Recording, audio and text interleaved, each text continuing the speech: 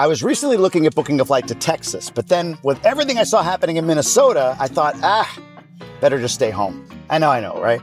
Sounds a little ridiculous. Well, this article, along with many others, is talking about how Canadians and Americans who had this dream Caribbean vacation traveled are canceling it because of fear of instability in the region. This region that I'm in right now. Look, if you're new here, I live here in the Dominican Republic. I've lived here since 2022 with my family, wife, 2 boys. Here's a quick image of them. And this is where I am right now, on a highway, driving to a city.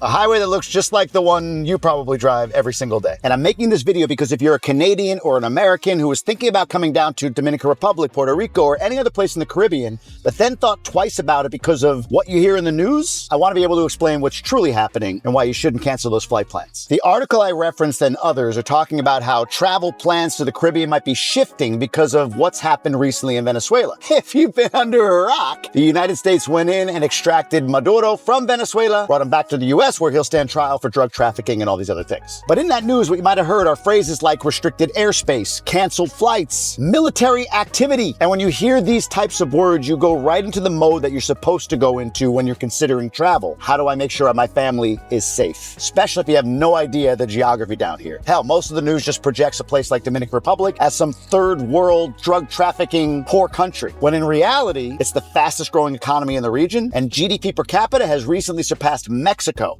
Yeah, pretty cool. But here's the reality. DR is not Venezuela. Obviously. I mean, in practical terms, it's not even close. When airspace gets adjusted for operational reasons, whether that's what happened in Venezuela or weather or whatever, flights get rerouted, flights get canceled like anything else. But it doesn't make surrounding destinations unsafe. Not even a little bit. I go back to the example I just shared. Minnesota has a lot of chaos happening, especially if you watch the news. I'm sure for people in Minneapolis, they're like, look, these are like isolated incidents around the city, but the news makes it look like the whole city's burning down. I remember experiencing this in Katrina. I was not in New Orleans for it, but if you watch the news coverage on Katrina in New Orleans, there was no more New Orleans. And right at the end of it, I got tickets to go to the Sugar Bowl with Jamarcus Russell and Brady Quinn. If you watch that game, you know the one I'm talking about. And I remember thinking, like, where are we flying to? Like, is there even an airport there still? Then we landed and it was like, oh, it's like that area of New Orleans that was absolutely decimated, the Ninth Ward and areas around it. But again, the news got me believing like all of New Orleans was gone. And it's the same thing here. Hell, if I said to you, I'm not going to go to Wisconsin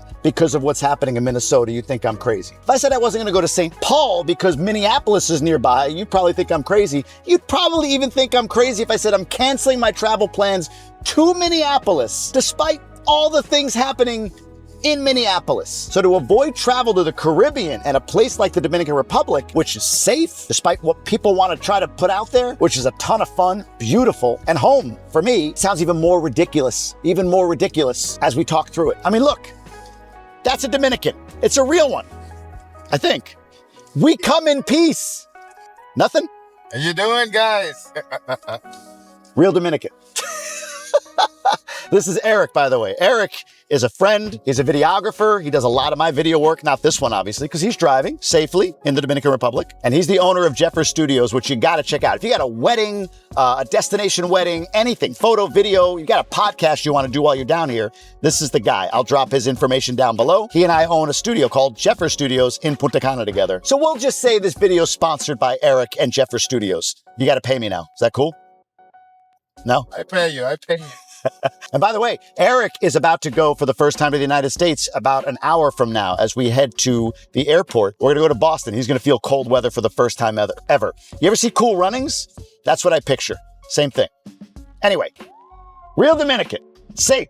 All good. Let me take this to another level for you as far as the reality of what's happening right now in DR. Resorts are full. And the Dominican Republic, Punta Cana in particular, are known for their low-cost all-inclusives. However, if you look at a chart like this one, this is showing annual travel spend per day and the increase year over year next to the increase in GDP growth year over year in the United States. And what it's showing is that the spend per day is outpacing GDP growth. When you combine that data with this information, major companies here like Gruber Punta Cana, who are the drivers of tourism in the area, are focusing on luxury and sports and have been for a little while now. So what this all says to me is you're seeing more spend per day and a focus on luxury travel, which means your high-end buyers, your high-end travelers, they're still coming here. In fact, I could tell you this, there was a day a week ago where Punta Cana Airport had 170 flights in one day, plus 30 private planes came in and out in one day. If you're sitting there wondering, is your family going to be safe here? Some of the people on the highest end of the socioeconomic spectrum are saying, oh man, I got to get out of the country and go somewhere fun. Let's go to DR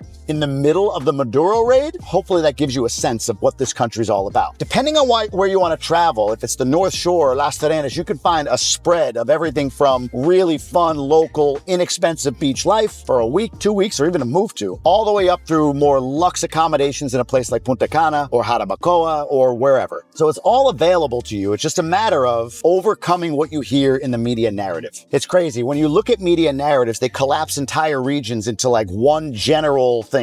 Like if it's Venezuela, it's Dominican Republic, it's Cuba, it's this, it's that. Oh my God, that whole area is crazy. And then the reality is, like, once you're in a country like DR, which looks like a little island compared to the massive United States or Canada, there's so much geography here. Let me give you this example. People ask me all the time, Jamie, what happens if you have a hurricane coming through that area? Would you just leave the country? And I say, no, I would go north to Santiago or maybe even further north because there's a massive mountain range that'll chop up that hurricane before it really does much damage up there. So in country, there's so much geographic diversity that I could find my way around a large hurricane without having to leave the country. That makes sense? So this is one of those things where you almost have to like zoom in instead of zooming out. When you zoom out, you just see like that area, red light, chaos. But when you zoom in, you're like, oh, this is a highway in a country.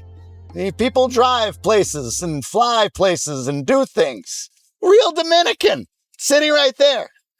Sitting right there. No habla español. Dominican real person. Hey, He doesn't know what to do right now, and I don't blame him.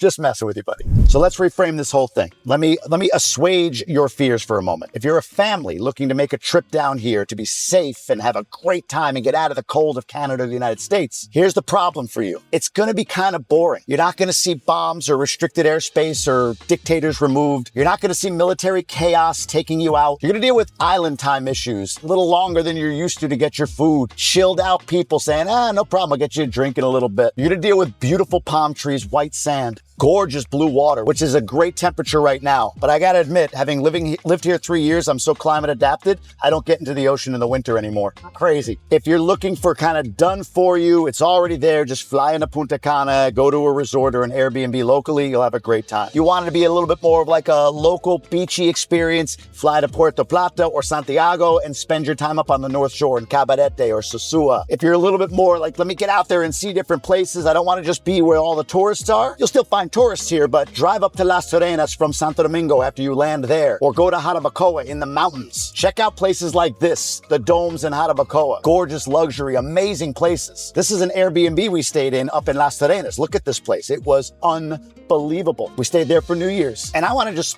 honestly speak for the entire region. If you're avoiding Jamaica or Puerto Rico or anywhere, stop. Venezuela is its own thing. It was a one-day occurrence. I can't tell you what else the future holds, but the idea that you're unsafe to travel to the Caribbean because of Venezuela, like these articles say, insane. So read the news. Just don't let it scare you out of traveling here. The Caribbean didn't all of a sudden become unstable, and the Dominican Republic didn't do anything overnight except continue to grow its GDP, see record tourists over the last 2-3 years in a row, and create a space for me and my family to live, exist, get our kids educated, and hang out with real Dominicans. Jeffrey Studios, everybody. Link below. All right, we got a flight to catch. Watch an upcoming video for his experience. But the next question you should be asking yourself is like, all right, well, I'm gonna come. What's a great resort to go to? And I documented the best resort you can do in the entire country. I don't care what anybody says. That video is right here. You're gonna tap on that now, check it out, and I'll see you all in the next one.